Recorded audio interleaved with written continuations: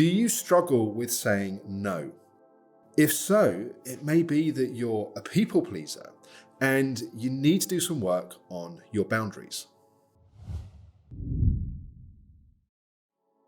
Hi, I'm Alex Howard, and I've been a therapeutic coach for over 20 years, and I'm the founder of the Optimum Health Clinic, one of the world's leading integrative medicine clinics. And in this video, I want to talk about the importance of learning to say no and having healthy boundaries. Ultimately, to say yes to ourselves, to commit to our own self-care, our own ongoing psychological, emotional, physical health and well-being, we have to be able to say no. Because to say yes to ourselves, we've got to say no to other people, unless everyone wants the same things that we want all of the time. Now, for many people, they learnt in childhood that their no wasn't okay. Either it wasn't safe to say no to other people, or if you say no to other people, you'll be rejected, like love will be withdrawn.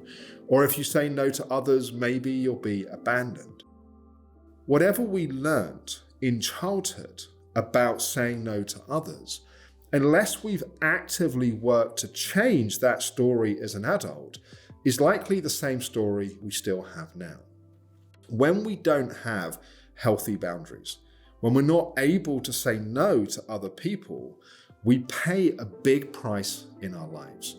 We pay the price often in terms of physical burnout because we're always pushing beyond our own internal needs to take care of other people. We also often find ourselves feeling emotionally constantly drained. Like there's not enough of our emotional energy left for ourselves because we're so busy giving it to other people all of the time. And then often what happens is we go from in childhood being a victim of our circumstance to unconsciously in adulthood becoming the architect of perpetuating those dynamics. What I mean by that is if in childhood we couldn't have our no, in adulthood we don't use our no. So the first step to developing healthy boundaries is firstly just to become aware that you may have this pattern. If you recognize in yourself that this is an issue, that's a helpful first step. The next step, we've got to start practicing our no.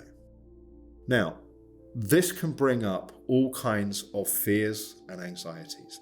Like all the stories from childhood, like if I say no, people will reject me or they'll abandon me or they'll judge me or whatever it may be.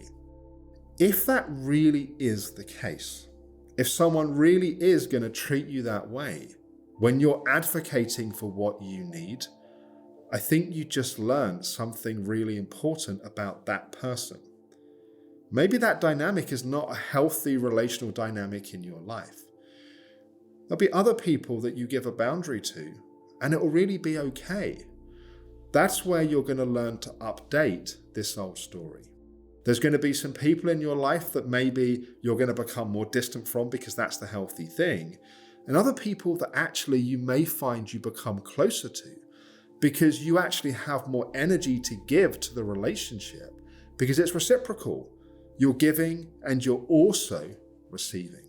Now, one of the things that can happen when we start to put boundaries in place is it can be like a pendulum that swung too far in one direction, that it's like overswings a little bit the other way to come back to find a point of balance. So if you find that initially sometimes you might go a bit too far or be a bit too harsh in the boundaries that you do put in place, just please be gentle with yourself.